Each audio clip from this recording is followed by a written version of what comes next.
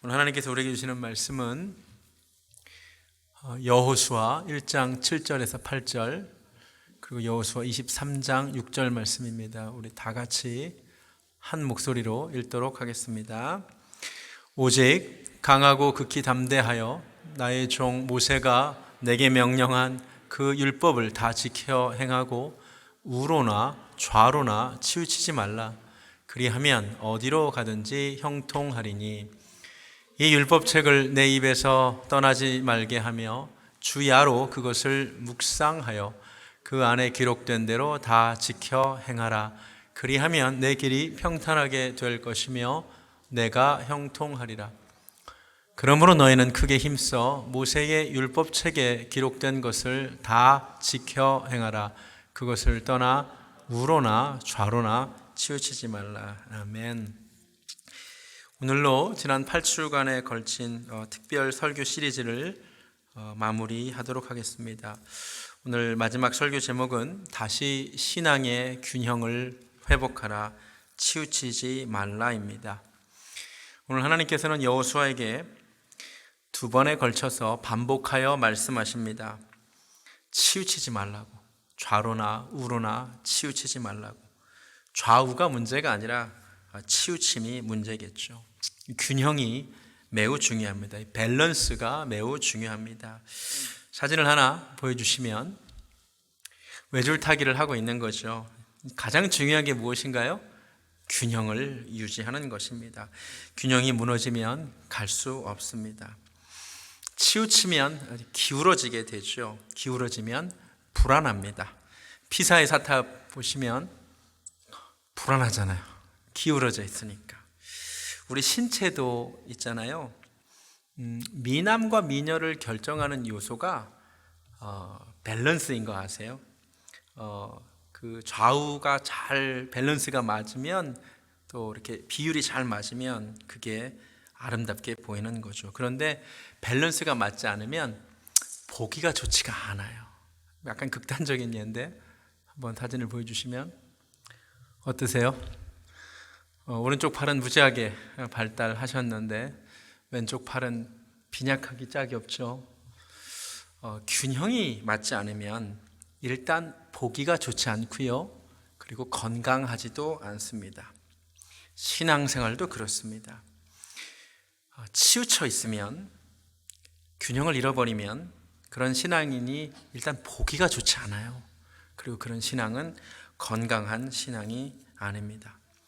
우리 하나님은 균형을 좋아하셔요. 잠언 20장 23절에 어떤 말씀이 있냐면 한결같지 않은 저울 추는 여호와께서 미워하시는 것이요 속이는 저울은 좋지 못한 것이니라고 번역되어 있는데 영어 성경이 이렇게 되어 있죠. 영어 성경을 보여주시면 A false balance is not good. 밸런스가 저울이라는 뜻도 있지만 균형이라는 뜻도 있죠. 균형이 잘못된 것을 하나님이 좋다고 말씀하지 않으십니다. 그런데 우리 신앙인들이 참 한쪽으로 치우치기가 쉬워요. 얼마 전에 천국 가신 아주 유명한 존 스토트 목사님이라는 분이 그래서 균형 잡힌 기독교라는 책을 쓰셨어요. 이 책을 제가 잠깐 소개하면 이분이 보기에 기독교인들이 참 많은 영역에서 치우쳐 있는데 특별히 네 가지 영역에서 균형을 잡아야 한다 라면서 이렇게 말씀하셨어요. 첫 번째, 지성과 감성 사이에 균형이 있어야 된다. 너무 이성적인 신앙을 가져도 안 되고 너무 감정적인 신앙을 가져서도 안 된다. 전적으로 공감하죠. 두 번째로 보수와 진보 사이의 균형, 지킬 것과 바꿀 것에 대한 균형이 있어야 되죠. 예수님도 성경은 패하지 못한다 그랬어요. 우리는 성경을 지켜야 합니다. 그러나 예수님이 동시에 수세기 동안 내려온 장로들의 유전은 과감하게 패하셨어요. 그러니까 보수와 진보 사이에 균형이 있어야 되죠. 역시 공감합니다. 세 번째로 형식과 자유 사이에 균형이 필요하다고 했습니다. 교회가 지켜야 될 형식이 있지만 또 역시 자유해야 될 부분이 있다는 거죠. 그렇죠. 마지막으로 복음 전도, 우리가 영혼을 구원하는 일도 굉장히 중요하지만 이 세상의 어떤 문제들, 모순을, 부조리를 이렇게 수정하는 사회 참여도 해야 된다. 네 가지 다 전적으로 공감합니다. 그런데 제가 보기에 이 네 가지 영역은 아주 전형적으로 서구 교회, 유럽과 미국 교회가 맞이하는 어떤 그 문제에 대한 반응이고요. 저는 한국 사람이잖아요. 한국 목사고 40년 넘게 한국 교회만 다녔어요. 제가 가만히 보니까 우리 한국 그리스도인들은 서구 그리스도인들과 조금 달라요. 우리가 치우치기 쉬운 것들이 좀 있더라고요. 그래서 제가 오늘 한 5가지 영역에 있어서 한국 그리스도인들이 치우치기 쉬운 5가지 영역에서 균형을 회복하기 원하는 마음으로 말씀을 전합니다. 첫 번째, 우리는 하나님 사랑과 이웃 사랑 사이에 균형이 있어야 돼요. 예수님이 말씀하셨어요. 마태복음 22장을 보면 한 율법사가 예수님을 시험하러 찾아와요. 그래서 묻습니다. 가장 큰 계명이 무엇입니까? 가장 큰 계명 하나를 알려달라고 그랬더니 예수님이 2가지를 말씀하셔요. 첫 번째 가장 큰 계명은 하나님을 사랑하라는 거죠. 우리 마음을 다하고 목숨을 다하고 뜻을 다하고 힘을 다하여 하나님을 사랑하는 것이 가장 큰 계명이래요. 여러분 하나님 사랑하세요? 네, 그게 가장 큰 계명이에요. 그런데 2번째 계명을 예수님이 동시에 말씀하시면서 뭐라고 말씀하시냐면 2번째 계명이 있는데 이게 첫 번째와 같대요. 그 의미에 있어서, 그 중요성에 있어서, 그 가치에 있어서 같은 또 하나의 계명이 있는데 그것은 바로 내 이웃을 사랑하라는 거죠. 영어 성경에 보면 이렇게 되어 있어요. The second command is like the first. 첫 번째 계명과 이 2번째 계명이 중요성에 대해서 같대요. 둘 다 중요한 거래요. 똑같이. 그러니까 하나님을 뜨겁게 사랑하는 것이 하나님의 뜻이지만 동시에 바로 그 뜨거움으로 이웃을 사랑하는 것이 하나님의 뜻이에요. 이게 균형이죠. 저는 여러분이 하나님을 사랑하시는 것에 대해서 의심의 여지가 없습니다. 여러분이 하나님을 사랑하지 않는다면 이 어려운 시기에 이렇게 하나님 앞에 나와서 예배를 드릴 리가 없죠. 그런데 혹시라도 이 중에 하나님을 향한 사랑에 의해서가 아니라 어떤 종교적 의무를 이행하기 위해서 나온 분이 계시다면 여러분에게 하나님을 향한 사랑이 생겨나기를 주님의 이름으로 축원합니다. 아멘. 그런데 동시에 이웃을 향한 뜨거운 사랑이 또한 우리에게 있는가를 한번 점검해 봐야 됩니다. 이웃을 향한 배려와 긍휼 그런 마음 없다면 아무리 뜨거운 하나님 사랑을 가지고 있어도 그것은 균형을 잃은 신앙이 될 수도 있다는 거죠. 여러분 지난주 어떠셨는지 잘 모르겠지만 저는 굉장히 힘들었어요. 저는 미국 온 지 벌써 12년이나 됐지만 미국 뉴스를 잘 안 봐요. 여러분도 아마 그러실 거예요. 주로 네이버나 다음 같은 포털 사이트를 통해서 전해지는 한국 뉴스만 안 봐야 되는데 계속 봐요. 여러분도 그러셨을 것 같은데 얼마나 마음이 아픈지 몰라요. 언론을 통해 전해지는 한국 교회의 모습 때문이죠. 만신창이죠. 공공의 적이 되었습니다. 이 시국에 한국 기독교가 얼마나 많은 욕을 당하는지 몰라요. 물론 다시 말씀드리지만 정부와 언론에 편향되고 일관성 없는 정책과 보도가 문제죠. 하지만 동시에 하나님 사랑과 이웃 사랑 사이의 균형을 잃은 한국 교회의 문제이기도 합니다. 한국 교회 성도님들이 하나님을 뜨겁게 사랑하는 것에 대해서 누구도 의심하지 않습니다. 목숨 걸고 예배를 사수하고자 하는 그 마음은 너무나 귀한 마음이죠. 저는 그분들의 마음을 충분히 이해합니다. 그런데 안타까운 게 뭐냐면요, 하나님을 그토록 사랑해서 예배하려고 하는 그분들에게 이웃사랑의 모습이 그만큼 있는가? 제가 없다고 감히 말 못하는데 좀 없어 보인다는 게 문제라는 거죠. 그래서 한국 교회를 바라보는 비그리스도인들의 시선이 싸늘하기 이를 데가 없다는 거죠.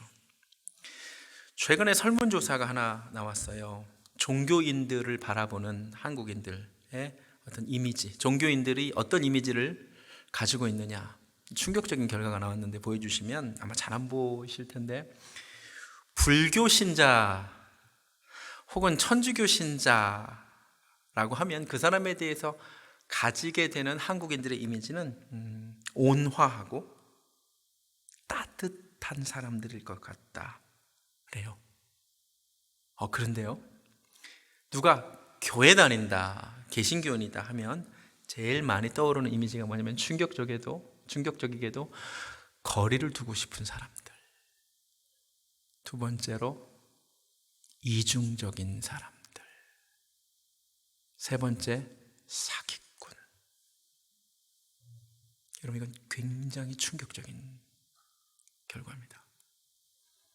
다시 말하지만 언론의 편향된 보도 문제고요, 정부의 공정하지 못한 태도도 문제지만, 그럼에도 불구하고 지금 한국 교회가 이 지경까지 된 것은 우리 책임이죠. 하나님 사랑은 넘치는데 이웃에 대한 배려가 없는 그런 집단으로 보이는 거죠. 이걸 하나님이 기뻐하실까요? 아니죠. 하나님 사랑과 이웃 사랑 사이의 균형이 깨졌다고 얘기하시겠죠. 참고할 만한 조사 결과를 한 가지 더 알려드릴게요. 한국인들이 종교인에 대해서 가지는 기대는 이런 거래요. 첫 번째, 성숙한 인격. 그래도 교회를 그렇게 오래 다녔다면, 그리스도인이라면 좀 성숙한 인격을 보기 원한대요. 그게 안 보인다는 거겠죠. 두 번째, 세상 사람들보다 더 높은 도덕성. 세 번째, 높은 사회 봉사, 기여, 이런 거를 원하는데 보이지 않는다는 거죠. 우리 민심을 잃어버렸죠. 민심을 잃은 선교는 있을 수가 없는데 말이죠. 또 정말 싫은 게 뭐냐? 목회자들이 정치적 발언 좀 안 했으면 좋겠대요. 근데 그렇게 많이 한다는 거죠. 목사님들이.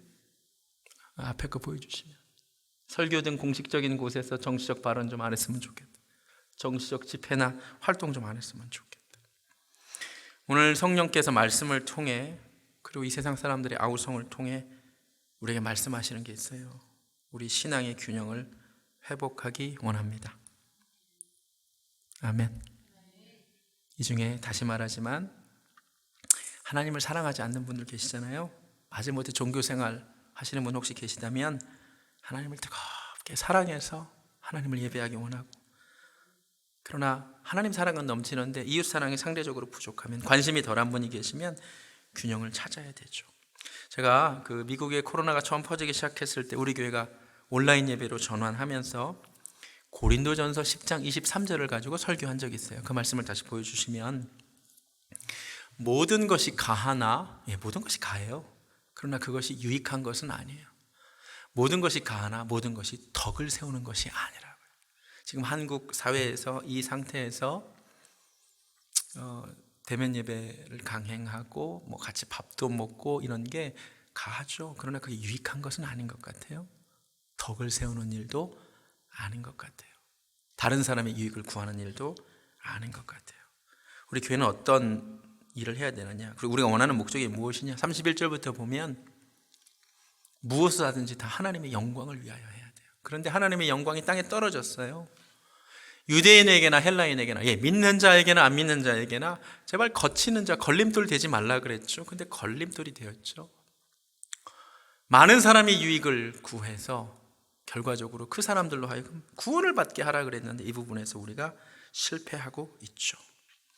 제가 그때 이문재 시인의 어떤 경우라는 시를 소개했어요. 다시 인용하면, 어떤 경우에는 내가 이 세상 앞에서 그저 한 사람에 불과하지만 어떤 경우에는 내가 어느 한 사람에게 세상 전부가 될 수가 있어요. 지금 그래요.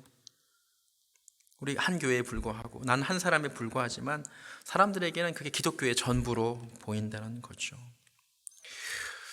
유명한 말이 있는데 good to great라는 표현이 있어요. 좋은 교회를 넘어 위대한 교회로. 제가 한 2년 전부터 이 표현을 소개했어요. 우리가 좋은 교회를 넘어 위대한 교회로 가야겠죠. 그런데 어저께 설교를 준비하는데 이런 마음이 들더라고요. 위대한 교회 되기 이전에 진짜 좋은 교회가 먼저 돼야 될 것 같아요. 지금 한국 교회가 뭐 위대하지 못한 게 중요한 게 아니라 좋은 교회로 안 보인다는 거죠. 큰일 났어요. 선한 교회로 안 보인다는 거죠. 우리 가운데 하나님 사랑과 이웃 사랑 사이에 아름다운 균형이 있기를 주님의 이름으로 축원합니다. 두 번째, 우리 한국 교인들이 유독 치우치기 쉬운 건데요, 교회에서의 신앙생활과 일상에서의 신앙생활 사이의 균형이 굉장히 중요합니다. 여러분, 교회 생활 정말 중요합니다. 이 주님의 몸 된 교회, 이 성전 중심의 신앙생활은 너무나 중요합니다. 혹시 그걸 모르시는 분이 계시다면, 특히 이 시대의 헌신과 섬김이 사라지는 이 시대에 여러분에게 교회 중심 신앙생활이 회복되기를 원합니다. 아멘. 그래, 동시에 많은 분들이 교회 생활 잘 하셔요. 우리가 잊지 말아야 될 것이 있는데, 교회 바깥에서 일상생활도 신앙생활이라는 거죠. 야곱이 창세기 28장에서 무슨 고백을 하냐면, 여호와께서 여기 계시는데 내가 알지 못했다. 대단한 표현입니다. 여러분, 하나님께서 이 가운데 함께 하심을 믿습니다. 그런데 그 하나님이 우리 집에도 계십니다. 우리 일터에도 계십니다. 학교에도 계십니다. 모든 현장에 하나님이 계십니다.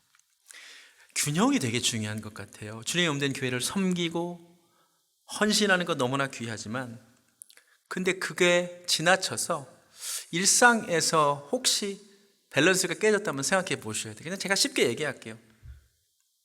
우리 엄마가 맨날 교회 간다고 밥도 안 해줘. 이런 문제라는 거죠. 교회 안 다니는 남편들의 불만, 우리 아내가 교회에 미쳐서, 이런 표현 쓰잖아요. 나 안 챙겨준다고. 그러면 안 돼요. 디모데전서 5장 8절에 이런 말씀이 있습니다. 누구든지 자기 친척, 특히 가족을 돌보지 않으면 그는 벌써 믿음을 저버린 사람이요 믿지 않는 사람보다 더 나쁜 사람이라. 아멘. 밥 해주세요. 물론 이 설교가 요새 이렇게 하면 안 된대요. 남자든 여자든 밥 해야 돼요. 할렐루야. 저 밥도 하고 설거지도 다 해요. 청소도 다 해요. 이제 바뀌었어요. 남자 여자 다 해야 돼요. 집에서 보통 전통적으로 주부들이 했고 지금 남녀가 같이 해야 되는 이 일을 일컬어 살림이라 그러죠. 근데 이 말이 너무 아름다운 말이라는 걸 제가 깨달았어요. 이게 왜 살림일까요? 이걸 하지 않으면 식구들이 죽거든요. 밥을 하지 않으면, 집을 청소해 주지 않으면, 케어하지 않으면 사람들이 죽거든요. 그래서 우리가 하는 일을 살림이라고 한 거예요. 도대체 이런 말에도 감동을 안 받으면 어디에 감동을 받으시겠다는 거예요? 난 너무 감동이 되는 거예요. 나보고 살림이나 하란 말이야, 이런 얘기 하지 마세요. 얼마나 고귀한 일이에요. 우리는 사람을 살리는 일을 하고 있던 거죠. 할렐루야. 이게 살림도 하나님의 일인 거죠. 살리는 일이니까. 이단의 문제가 뭐죠? 밸런스가 깨진 거죠. 많은 이단들이 가족을 떠나서 자기들끼리 공동생활하는 거 아세요? 어린 자식들이 가출을 하게 만드는 거 아세요? 신천지 집단의 문제가 그거잖아요. 예전에 저희 아버지 교회 성도였다가 나중에는 이제 아버지 교회를 떠난 분이 계신데, 남편이 뇌종양으로 일찍 돌아가시고 본인은 그 가락시장에서 열심히 야채 장사 하시면서 자식 둘 바라보고 사시던 한 집사님이 계셨어요. 근데 그 첫째 딸이 대학교에 가서 신천지에 빠졌어요. 그래서 집을 가출했습니다. 남은 아들 하나 바라보고 살았는데, 그 딸이 어느 날 집에 잠깐 왔는데 동생까지 꼬셔가지고 둘 다 가출했어요. 그날 목매 자살했어요.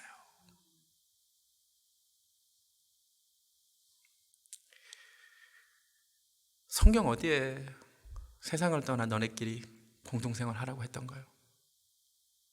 예수님이 우리 세상의 빛과 소금이라고 하지 않았나요? 소금은 흩어져야지.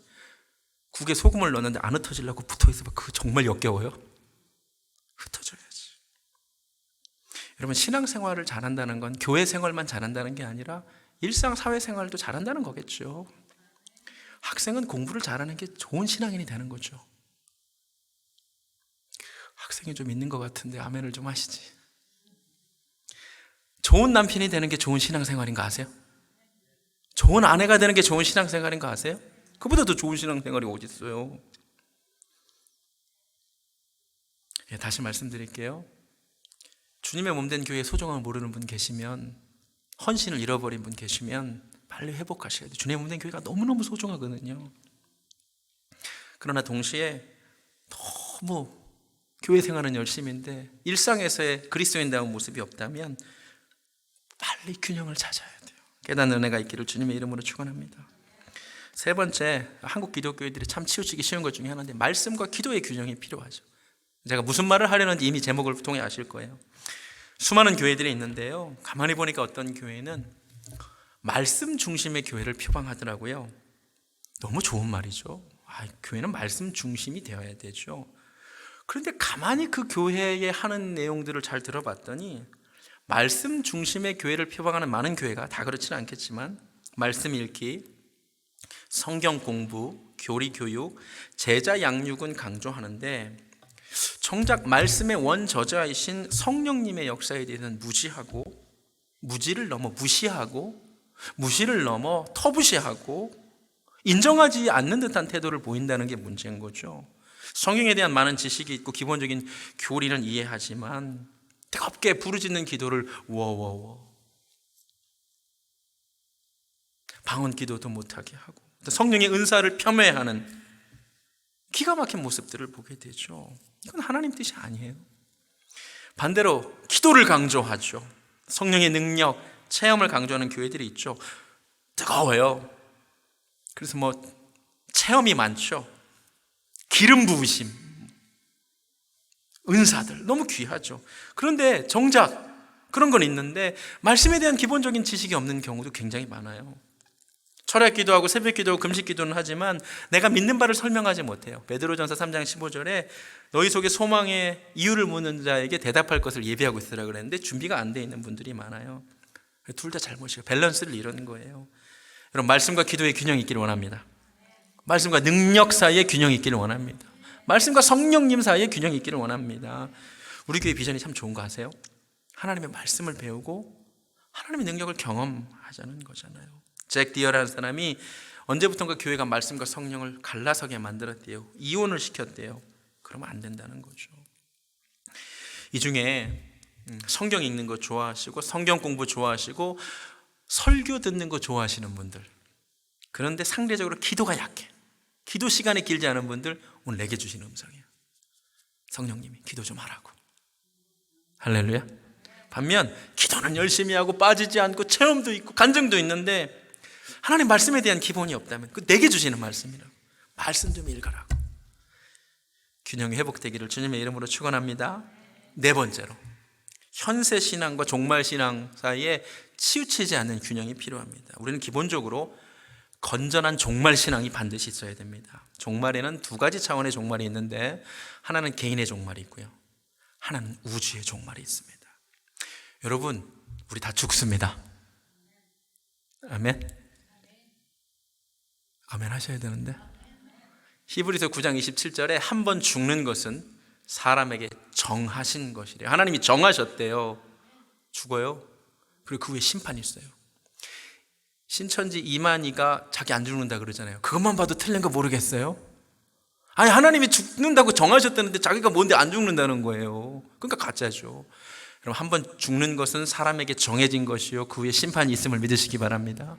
개인의 종말이 있습니다. 시편 39편 4절 말씀에 여호와여, 나의 종말과 연한이 언제까지인지 알게 해야 돼요. 나의 종말이 있습니다. 개인의 종말이 있습니다. 그래서 우리는 이 세상에만 매몰되고 살면 안 되고 영원한 하나님 나라 사모하고 살아야 돼요. 아모스 4장 12절에 내 하나님 만나기를 준비하라 그랬어요. 그러나 그렇다고 어차피 죽고 천국 갈 건데 오늘 뭐하러 살아, 이거는 또 하나님 뜻이 아니라는 거죠. 오늘 하나님께서 허락하신 이 하루, 선물처럼 주신 하루를 주님과 동행하며 잘 사는 것이 균형이요, 하나님이 원하시는 바임을 믿으시기 바랍니다. 개인의 종말만 있는 것이 아니고 우주의 종말이 있습니다. 예수 그리스도의 다시 오심으로, 재림으로 온 세계는 심판받고 끝이 있습니다. 믿으세요? 진짜 믿으세요? 믿으셔야 돼요. 우리 교회의 궁극적 소망은 다시 오신 예수 그리스도거든요. 그런데 이 시한부 종말론자들 때문에 이 교회에서 종말과 재림에 대한 메시지를 전하기가 매우 어려워졌어요. 예수님의 다시 오심을 얘기하면 좀 이상한 거 아니야? 아니죠. 얘기 안 하면 이상한 거죠. 그죠? 예수님 다시 오신다고 얘기해야 맞는 건데 또요. 여러분, 예수님 다시 오세요? 믿으세요? 예수님이 재림에 대한 메시지를 언제 하셨는지를 잘 보세요. 다 현실에 매몰되어 있을 때 그때 얘기하셨어요. 자, 우리 누가복음 12장 한번 가볼게요. 누가복음 12장. 누가복음 12장 13절을 보니까 한 사람이 예수님을 찾아와요. 그리고 이렇게 얘기하죠. 무리 중에 한 사람이 이르되 선생님, 내 형을 명하여 유산을 나와 나누게 하소서. 지극히 현실적인 문제죠. 유산을 나눠 달라는 거죠. 그때 예수님이 야, 누가 나를 그런 것으로 삼았느냐 그러면서 어리석은 부자 이야기를 하시고 종말 얘기를 하세요. 35절에 허리에 띠를 띠고 등불을 켜고 서 있으라. 40절에 그러므로 너희도 준비하고 있으라. 생각하지 않은 때에 인자가 오리라. 유산을 나눈 이런 현실적인 문제에 관심 있는 사람들에게 세상 끝을 얘기하셨어요. 마태복음 24장과 마가복음 13장에 동일한 종말 이야기가 나와요. 그때도 어떤 상황이느냐 가보실래요? 마태복음 24장, 마가복음 13장도 좋아요. 똑같은 거예요. 마태복음 24장 가보시면 예수님이 언제 그 말씀하기 시작하셨느냐. 1절을 보면 예수께서 성전에서 나와서 가실 때 제자들이 성전 건물들을 가리켜 보이려고 나오니 대답하여 이르시되 너희가 이 모든 것을 보지 못하느냐. 내가 진실로 너희에게 이르노니 돌 하나도 돌 위에 남지 않고 다 무너뜨리리라. 그리고 종말 얘기를 하세요. 이 촌놈들이, 이 시골 촌놈들이 와, 예수님 성전 진짜 대단하지 않아요? 대리석 진짜 크지 않아요? 너무 멋지지 않아요? 할 때 예수님이 돌 위에 돌 하나도 남지 않고 무너뜨리라. 그리고 세상 끝 이야기를 하신다고요. 오늘날로 이야기해 볼까요?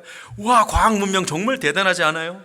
와, 가상현실이 나오고, 와, 막 지금 뭐 인공지능이 나오고, 와, 이렇게 높은 건물을 지어지고, 이 세상 정말 대단하지 않아요? 사람들 외칠 때 주님이 세상 끝이 있음을 우리에게 알려주신다고요. 우리가 현실에 매몰되어 살아갈 때 주님 우리에게 종말 신앙을 가질 것을 요구하세요. 아멘. 무엇을 먹을까, 무엇을 마실까, 어디에 투자할까, 무슨 집을 살까, 무슨 차를 살까, 오직 그런 것에 관심을 갖고 계신 분 계세요? 세상 끝이 있음을 여러분 아셔야 돼요. 그 모든 것들이 불에 타게 되고 종이 조각으로 변할 날이 온다고요. 여러분, 주님 다시 오세요. 지금까지 시한부 종말론자들이 계속 잘못했기 때문에 이 종말과 재림에 대한 부정적 이미지가 생긴 건 사탄의 장난이겠죠. 제가 이솝우화의 이야기를 굉장히 좋아해요. 양치기 소년이 거짓말을 하죠. 늑대가 나타났다. 늑대가 나타나지 않죠. 늑대가 나타났다. 역시 거짓말이었죠. 그런데 나중에 진짜 늑대가 나타났을 때 사람들이 믿지 않았어요. 이 이야기가 주는 세상적 교훈은 거짓말하면 안 된다지만 성경적 교훈은 늑대는 언젠가 나타난다는 겁니다. 여러분, 종말론자들이 예수님 오신다, 예수님 오신다 오지 않으셨죠. 거짓말이었죠. 그러나 주님 언젠가 오심을 믿으시기 바랍니다. 건전한 종말신앙을 우리가 가지고 있어야 되지만 동시에 예수님 다시 오실 것만 바라보고 살아가는 것도 문제예요. 현실의 문제는 생각하지 않고 오직 그날만 바라보며 사는 것, 그것도 치우친 신앙이에요. 여러분, 하나님 우리에게 요구하시는 것은 균형이에요. 균형. 나의 종말과 세상의 끝이 있음을 알지만 오늘 하루 충성되게 사는 거예요. 주님은 그냥 깨어있으라 그랬어요. 준비하고 있으라 그랬어요. 할렐루야. 여러분, 공부 잘하는 학생은 언제든 준비가 되어 있어요. 오늘 시험 봐도 상관없어요. 근데 공부를 못하고 내가 준비가 안 되어 있으면 중요한 게 뭐냐면 시험 날짜예요. 그래서 시험을 도대체 언제 보느냐는 거예요. 이걸 왜 하려고 그러죠? 벼락치기 하려고. 벼락치기 하려고. 똑같아요. 여러분, 예수님 앞에 준비가 되어 있고 깨어있는 사람은요, 사실 내일 당장 예수님 오셔도 괜찮아요. 아멘? 무슨 상관이에요? 어서 오시옵소서. 마라나타. 아멘 주 예수요. 어서 오시옵소서. 내가 깨어있는 걸, 내가 준비되어 있는 걸. 그런데 내가 준비가 안 돼 있어. 죄 가운데 살아. 예를 들어 성도가 그러면 안 되지만, 없기를 바라지만 혹시 내가 잘못된 관계를 가지고 있어요. 그러면 재림 날짜를 알아야 돼. 왜 알아야? 한 달 전에 끊으니까. 주님이 지혜로우셔요. 그래서 우리에게 재림 날짜 안 알려주세요. 만약에 재림 날짜가 앞으로 130년 뒤야, 그럼 128년 마음대로 살 거잖아. 그래, 안 알려주시는 거예요. 알려고 하지 마세요. 깨어 있으시기 바랍니다. 오늘을 준비하고 사시기 바랍니다. 균형이 필요해요. 건전한 종말신앙, 심판이 있구나, 마지막이 있구나. 그러나 오늘 하루, 주님 주신 하루 잘 사는 것이 하나님 뜻이에요. 마지막으로, 정치적으로 제발 좌우로 치우치지 마세요. 우리 한국 사회, 한국 교회의 가장 큰 문제예요. 오늘 우리가 읽은 여호수아 말씀에서도 좌나 우로 치우치지 말고 오직 말씀을 지키래요. 여러분, 우리의 기준은 오직 말씀이죠. 우리가 지켜야 될 건 말씀이죠. 좌우 아니에요. 여러분, 너무 정치적이지 않으셨으면 좋겠어요. 이 땅에 역사상 존재했던 어떤 정치 이념도 사상도 영원하지 않습니다. 아멘. 말씀만 영원합니다. 이 중에 아마 없으실 거라고 제가 생각해요. 그러나 혹시 공산주의나 사회주의에 경도된 분들이 계시다면 역사적으로도 이미 그것이 틀렸다고 증명이 되었죠. 물론 그 좋은 것도 있어요. 뭐 평등. 그런데 기본적으로 반성경적입니다. 공산주의 유물론에 기초하고 있거든요. 하나님을 인정하지 않습니다. 그래서 공산당이 기독교를 그렇게 핍박하는 거예요. 북한 땅에서 우리 믿는 자들이 얼마나 고통받는지 몰라요. 마귀적인 거예요, 사실은. 그런데 잘 들으세요. 그 반대에 있는 우리 자유민주주의, 자본주의. 제가 높아지면 얘기해요. 또 오해하실까 봐. 분명히 공산주의나 사회주의보다 훨씬 나은 체제죠. 자유를 인정하거든요. 그래서 우리 신앙이 꼽힐 수 있어요. 얼마나 감사한지 몰라요. 그러나 잘 들으세요. 성경이 정말 민주주의나 자본주의를 지지하나요? 그건 아니에요. 모세가 12명의 정탐꾼을 파송했어요. 그 중에 10명이 불신앙의 발언을 하죠. 다수가. 2명은 신앙의 발언을 하죠. 그때 다수결의 원리에 따라서 10명이 옳다고 하지는 않아요. 오히려 성경은 백성들이 자기 소견에 옳은 대로 행하는 것을 죄라고 얘기하죠. 자본주의도 마찬가지죠. 성경은 오히려 돈을 사랑함이 일만하게 뿌리라고 하죠. 성경은 하나님 나라의 중요성을 얘기할 뿐이죠. 아멘. 제가 또 오해할까 봐 다시 말씀드려요. 저는 북한에 태어나지 않고 남한에 태어나서 너무 좋아요. 저희 할아버지는 황해도 분이셨거든요. 근데 피난해 주셔서 인천으로 피난하셔서 우리 아버지가 인천에서 나셨고 제가 대한민국 자유대한에서 태어나서 너무너무 감사하거든요. 그러나 그럼에도 불구하고 우리는 하나님 나라를 위해 부름받았다는 것을 잊지 않으셨으면 좋겠어요. 가끔 목사님들 중에서 자기가 뭐 자유민주주의 시장경제를 사수하기 위해 나왔다는 말을 보면 답답해요. 정말 목회자들이 자유민주주의 시장경제 사수하라고 부름받았어요? 우리 예수님 위해 부름받은 거 아니었어요? 우리 하나님 나라 전하라고 부름받은 거 아니었어요? 자존심이 좀 있었으면 좋겠어요. 우리가 신봉해야 될 건 예수 제일주의 아닌가요? 아멘. 좌로나 우로나 치우치지 마세요. 나라가 반으로 갈려 있는데 목회자와 성도들도 갈려 있어요. 좌파 우파 그런 거 하지 마시고 예수님파 하면 되겠어요? 말씀파 하면 되겠어요? 성령파 되면 되겠다고요. 여러분이 만약 평생 어느 한 정당 정파만 지속적으로 지지하고 산다면, 그것도 열렬하게 지지한다면 그것도 좀 문제가 있어요. 성경적인 거면 지지하고 반성경적이면 비판할 줄도 알아야 되는 거 아니겠어요? 여러분 편견을 내려놓고 한번 잘 보세요. 제가요 담임 목사가 되고 나서 투표도 안 해요. 대통령 선거 때 투표를 하고 싶었는데 못했어요. 왜 안 했냐면 새벽기도 끝나고 맥도날드 같은 데 가서 교제할 때 자꾸 저한테 물어봐요. 목사님 누구 찍냐고. 내가 찍으면 끝나고 또 물어볼까 봐 내가 투표를 안 했어요. 총선 때도 저 투표 안 했어요. 저는 앞으로도 투표 안 할 겁니다. 여러분 잘 들으세요. 지금 한번 잘 보세요. 여야 우리나라 잘 보세요. 정권이 몇 번 바꿨잖아요. 진짜 모르시겠어요? 똑같은 사람들인 거 모르시겠어요? 지금 여당을 야당이 공격하고 그 내용이 야당일 때 여당이 공격한 거랑 똑같은 거 진짜 모르시겠어요? 아니 한번 잘 보세요. 장관이 바뀔 때마다 인사청문회 할 때 지금 문제 삼는 그게 전 정권에서도 문제였는데 우리 편일 때는 축소하고 보호하고 이해할 만하고 상대편이면 기를 쓰고 비판하는 거 진짜 모르시겠어요? 조금만 더 심하게 얘기할까요? 지금 현 정부 예배 압제한다고 비판하는 목사님들에게 내가 진짜 묻고 싶은 게 있어요. 박근혜 대통령이 현재 대통령이었으면 어땠었을까요? 여러분 박근혜 씨가 여전히 대통령이었어도 제가 보기에 지금 비슷하게 밖에 못해요. 그렇게 할 수밖에 없어요 정부가. 근데 지금 문재인 대통령을 비난하면서 예배 강행하려는 분들이 아마 박근혜 대통령이 그렇게 얘기했으면 정부 일에 협조해야 된다고 얘기했을 거예요. 반면 지금 문재인 대통령을 지지하는 분들이 박근혜 정부가 만약 예배를 못 드리겠으면 어디 감히 정부가 예배에 간섭하냐고 그랬을걸요. 속지 마세요. 여러분, 우리의 기준이 어떤 정치, 어떤 이념 이런 게 아니라 말씀이었으면 좋겠습니다. 여러분, 너무 유튜브 많이 보지 마세요. 유튜브 좀 전하지 마세요. 우리가 복음 전할자로 부름받았지 왜 유튜브를 전달해요? 오늘 주보에도 나왔잖아요. 카톡방에 제발 유튜브 소식 전하지 마세요. 예수님 말씀하셨어요. 마가복음 4장 24절에 너희는 무엇을 듣든가 스스로 삼가라. Be careful what you are hearing. 듣는 거 조심하세요. 눈물로 부탁드립니다. 예수 안에 우리가 하나입니다.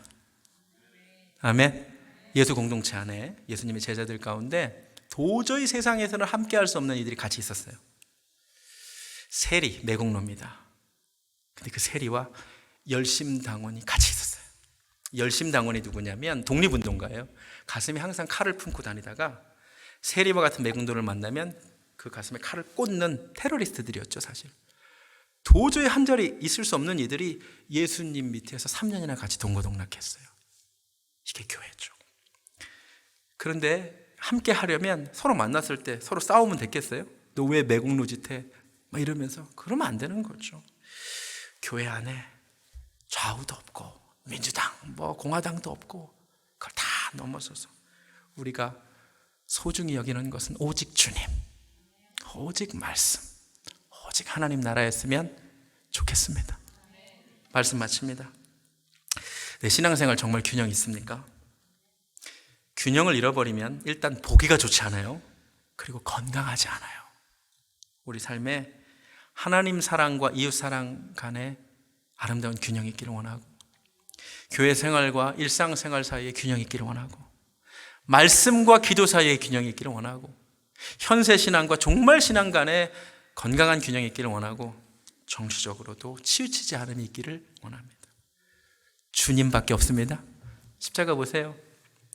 좌우 균형을 이루고 있잖아요. 그리고 이 한가운데 주님 계세요. 그 어떤 것도 주님과 바꾸지 않기를 주님의 이름으로 부탁드립니다. 찬양하겠습니다. 다음 주부터는 다시 사도행전 강의로 돌아가도록 하겠습니다. 나 무엇과도 주님을 바꾸지 않으리. 주님이면 되죠.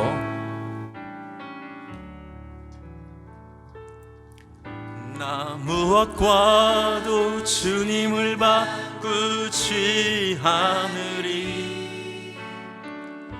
다른 어떤 은혜 구하지 않으리. 오직 주님만이 내 삶의 도움이시니 주의 얼굴 보기 원함. 한 번 더 고백할까요? 나 무엇과도 주님을 바꾸지 않으리. 다른 어떤 은혜 구하지 않으리. 오직 주님만이 내 삶의 도움이시니 주의 얼굴 보기 원함. 주님 사랑합니다. 주님 사랑해요. 온 맘과 정성 다해 하나님의 신실한 친구 되기. 주님 사랑합니다. 주님 사랑합니다. 주님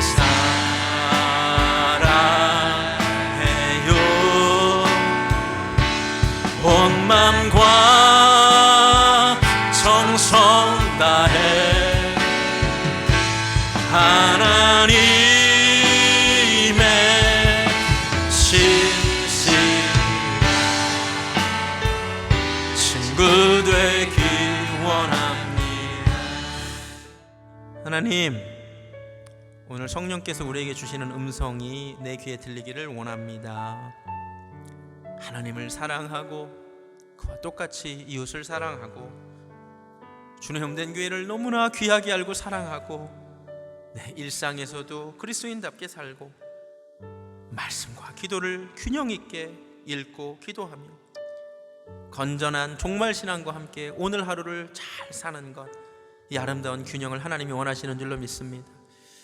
좌우 치우치지 않게 하시고 오직 주님, 오직 말씀 안에 거하는 우리들 되게 하여 주시옵소서. 이제는 우리 주 예수 그리스도의 은혜와 하나님 아버지의 극진하신 사랑과 성령님의 말씀하심이 오늘 이제 말씀을 듣고 신앙의 균형을 회복하기를 소원하는 사랑하는 베델교회 성도님들 머리 위에 지금부터 영원까지 함께 하시기를 간절히 축원하옵나이다. 아멘.